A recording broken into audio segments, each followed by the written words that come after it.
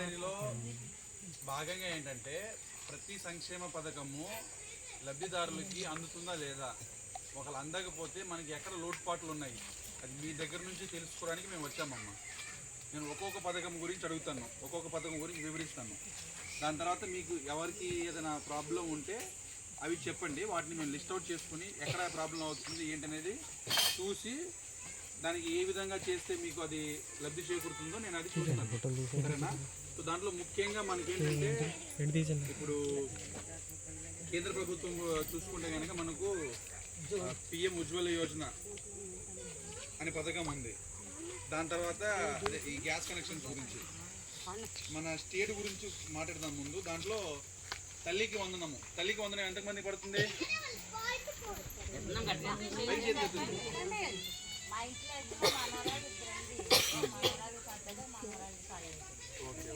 ఎందుకమ్మా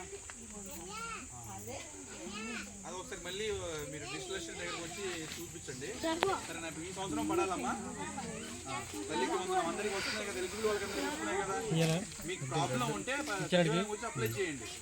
సచివాలయం వచ్చి ఒక డిస్టిలేషన్ ఉంటారు, వాళ్ళని అడగండి అనమాట. లేదు వాళ్ళ దగ్గర కూడా అవ్వట్లేదంటే వాళ్ళు మా దృష్టికి తీసుకొస్తారు. తర్వాత మనకు ఎన్టీఆర్ భరోసా పెన్షన్లు ఎంతమందికి వస్తున్నాయి? అందరికి వస్తున్నాయా? వచ్చిన చేస్తుందంటే ముస్లిం ఒక రావట్లేదా? మీకు వస్తుందమ్మా విడో పెన్షనా? ఇంకా మీకు వస్తుందా?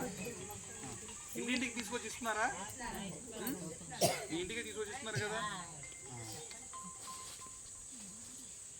దాని తర్వాత మనకి ఇప్పుడు దీపం అనే పథకం కింద కొత్తగా ఎవరికైతే గ్యాస్ కనెక్షన్స్ లేవో వాళ్ళకి గ్యాస్ కనెక్షన్స్ ఇవ్వడము. దాని తర్వాత సంవత్సరానికి మూడు బండ్లేనండి, సంవత్సరానికి 3 బండ్లు మీకు ఉచితంగా ఇస్తున్నారనమాట. సో ఇప్పుడు మీరు ఎవరైతే గ్యాస్ కనెక్షన్స్ లేవు అంటున్నారో ఒకసారి మీ పేర్లన్నీ మన వెల్ఫేర్ గారికి, దాని తర్వాత మన డిస్టిలేషన్ గారికి రాసివ్వండి. అది నేను ఒకసారి కనుక్కుంటాను. గతంలో మీకు వచ్చాయని చెప్పేసి ఇచ్చేసారా? అందరి దగ్గర మీ నెంబర్లు ఉన్నాయా? మీ పేర్లు మీ నెంబర్లు రాసివ్వండి, సరేనా? ఇప్పుడు మీకు ఇక్కడ నుంచి రావట్లేదు అంతేనా? రాజమండ్రి నుంచి మీకు రావట్లేదు. మీరు ఎక్కడి నుంచి తెచ్చుకుంటున్నారు గ్యాస్? అక్కడ నుంచి తెచ్చుకుంటున్నారు కదా. అది మీ పేరు, మీరు కంపెనీ, అది హెచ్పియా, ఇండియానా, భారత అనేది రాసి ఇస్తే అది నేను ఒకసారి మాట్లాడతాను. మన పంచాయతీ తరఫున అందరూ లిస్ట్ తీసుకుని కలెక్టర్ గారి దృష్టిలో నేను పెడతాను. ఎందుకంటే కలెక్టర్ గారు గోకవరం నుంచి రమ్మంటున్నారు, మనకు సామాన్లు కూడా గోకవరం దగ్గర లేదా మన కలెక్టర్ గారి దృష్టిలో పెట్టేసి దాన్ని ఏ విధంగా మనము సమస్యను పరిష్కరించవచ్చు నేను మాట్లాడతాను. దాని తర్వాత మనకు అన్నదాత సుఖీభావ, రైతులందరికీ పడుతున్నాయా డబ్బులు? పడ్డాయా? ఎవరెవరికి పడ్డాయి? చేతులు ఎత్తండి. పడుతున్నారా?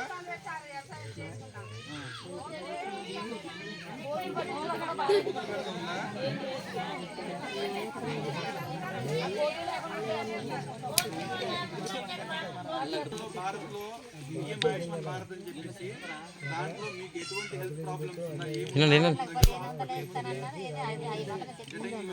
వెళ్తున్నారా?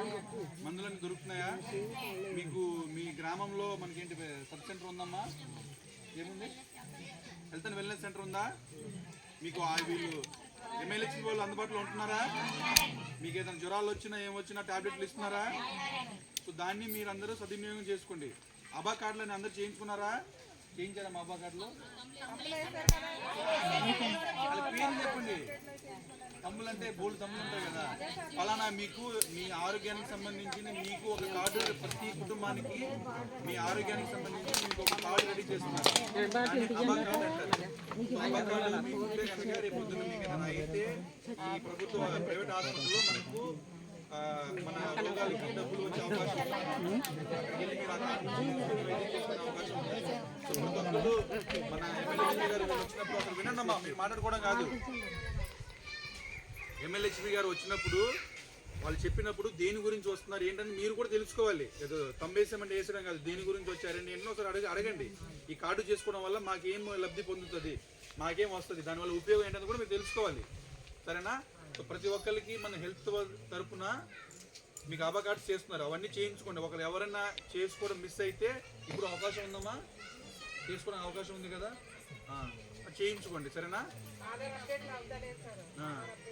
దాని తర్వాత ఇప్పుడు మెయిన్గా అది మనకి ఏంటంటే ఆధార్ కార్డ్స్ ప్రాబ్లమ్స్ ఉన్నాయా ఎవరికైనా? అప్డేట్ అవుతలేదా? ఆశా వర్కర్లు MLHBs మీకు మెడికల్ క్యాంప్స్ పెడుతున్నారా? పెడుతున్నారండి. వస్తుందా? ఎప్పుడు వస్తుంది? సోమవారం వస్తుంది. గర్భిణీలు ఉన్నారా? మామూలు ఇక్కడ రాలే పనికి రాదు. మీ రిలేటివ్స్ కి చిన్నపిల్లలకి అందరికీ అంగన్వాడీకి వస్తున్నారా?